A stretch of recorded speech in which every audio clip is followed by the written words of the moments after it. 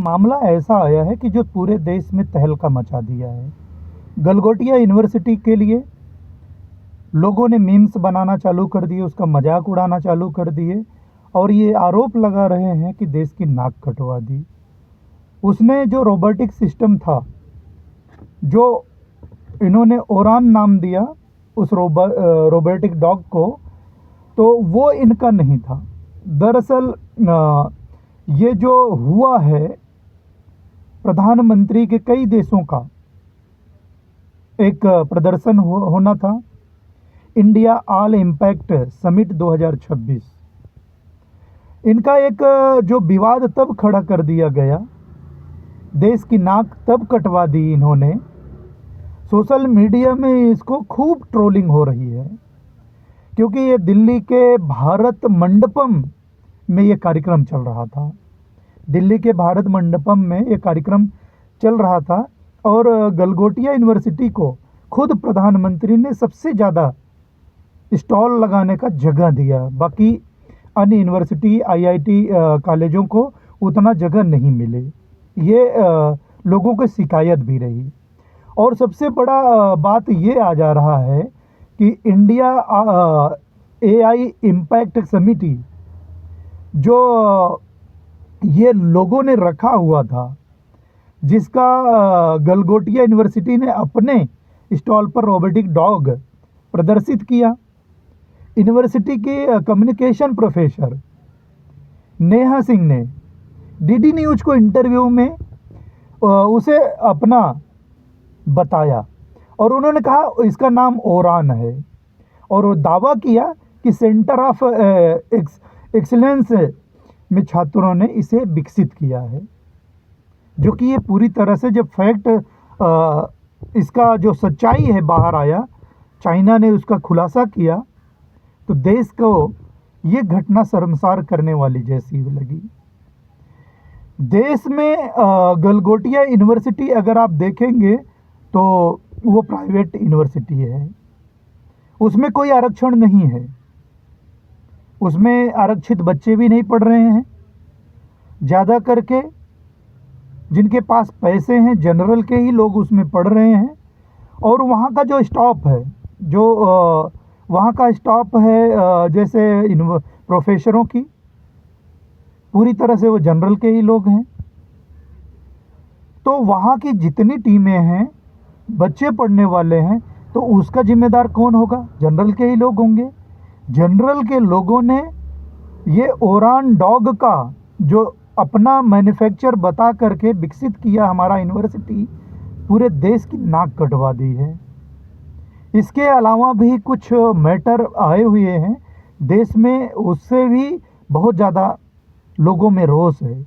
UGC को लेकर के यूनिवर्सिटी ग्रांट्स कमीशन 2026, ये आप सोच लें कि हमारे देश में जो घटनाएं हो रही हैं, जो आंकड़ा आया है, वो खुद ही गवर्नमेंट की आंकड़ा है, जो आरटीआई है, उसके जो उसकी जानकारी है, 118% घटनाएं हुई है हमारे देश में। रोहित वेमुला, पायल तडवी जैसी घटनाओं को गंभीर मुद्दा बनाया। सुप्रीम कोर्ट ने कहा कि 118% जब इस घटना को देखते हुए सुप्रीम कोर्ट ने सरकार को आदेशित किया कि इस पर बिल लाया जाए, और उस पर जब यूजीसी बिल लाया गया, और ये बहुत छोटा सा, कोई बहुत बड़ा बिल नहीं था, कोई बड़ी सज़ा उसमें नहीं है, कोई बड़ा पनिशमेंट नहीं है, हल्का फुल्का जो है, जो समानता का एक अधिकार था, ताकि लोगों को लिंचिंग ना हो सके, गरीब बच्चों के साथ भेदभाव ना हो सके, चाहे वो प्रोफेसर हो या बच्चा हो, कोई भी उनके साथ भेदभाव ना कर सके। लेकिन उसे सवर्णों ने किस तरीके से आंदोलन किया और उसे अपना खतरा बताया। आप खुद सोच लें कि यूजीसी अगर जो उसका दुरुपयोग करेगा तो ही उसके दायरे में आएगा। अगर आप अच्छे हो, सच्चे हो, आपको उससे कोई लेना देना नहीं है, तो आपको क्या मतलब। लेकिन तो भी उन्हें आंदोलन करके उस पर स्टे लगवाया गया सुप्रीम कोर्ट द्वारा। अब उनके जो शंकराचार्य हैं, पीठाधीश्वर हैं, मठाधीश्वर हैं, कथावाचक हैं, संत साधु गुरु महात्मा हैं, ब्राह्मण धर्म के लोग, वो लोग आवाज़ उठा रहे हैं। जबकि आप लोग सभी एक प्रचलन हुआ है कि साधु संतों की कोई जाति नहीं होती। मैं भी मानता हूँ कि साधु संतों की कोई जात नहीं होनी चाहिए, लेकिन रियल इस बात से क्लियर हो गया यूजीसी से कि हाँ, साधु संतों की भी जाति होती है। वो अपनों के हक अधिकार की बातें करते हैं, चाहे वो गलत ही क्यों ना हो। और दूसरा, अभिमुक्तेश्वरानंद पर यौन शोषण का पास्को एक्ट के तहत उन पर एफआईआर दर्ज हुआ है। आप सोच लें कि जो साधु संत महात्मा हैं, कोई यौन शोषण के लिए, कोई सेक्स रैकेट में किसी के ऊपर पास्को, इस तरीके का प्रोपेगेंडा किया जाता है। अभी आप लोगों ने देखा होगा कि ये देवकीनंदन ठाकुर 103 महला ऊपर कांच की बिल्डिंग पर चढ़ करके कह रहे हैं कि भगवान के भरोसे पे मैं खड़ा हूँ। आप उनसे खाली पूछ लो कि उस बिल्डिंग को कोई भगवान ने बनाया था या इंसानों ने बनाया है। इंसानों ने खुद उसको बनाकर तैयार किया है, तब उस बिल्डिंग पे आप चढ़ पाए, और आप कह रहे हो कि भगवान के भरोसे पे मैं यहाँ खड़ा हूँ। अगर भगवान पे इतना ही भरोसा है तो वहाँ से छलांग लगा दो। अगर बच गए तो हम सभी, पूरी दुनिया आपको मान लेगी कि आप भगवान के भरोसे पे हैं और भगवान की ताकत आपके ऊपर है। नहीं तो ये ढोंग पाखंड बंद करो। यूजीसी ने पूरा खुलासा कर दिया। जो लोग हिंदू हिंदू भाई भाई कह रहे थे, जातिवाद की करो विदाई, हिंदू हिंदू भाई भाई। अब ये क्लियर हो गया कि जो पहले कहते थे कि हिंदू धर्म खतरे में है मुस्लिमों से, अब वो हिंदू धर्म खतरे में नहीं है। यूजीसी आने से अब ब्राह्मण खतरे में आ गया। बताइए भाई, ये हमेशा ये खतरे में ही क्यों रहते हैं? इसलिए सच्चाई जानो। आप अपने हक और अधिकार की बात करोगे, समानता की बात करोगे, इक्वालिटी की बात करोगे, तो ये जो नफरती देश के हिंसक और आतंकवादी आरएसएस के आइडियोलॉजी पे चलने वाले लोग हैं, वो हमारे आपके हक और अधिकार को ख़त्म करने वाली सोच को डेवलप करना चाहते हैं और सबको हिंदू बना करके और अपना उल्लू सीधा करना चाहते हैं।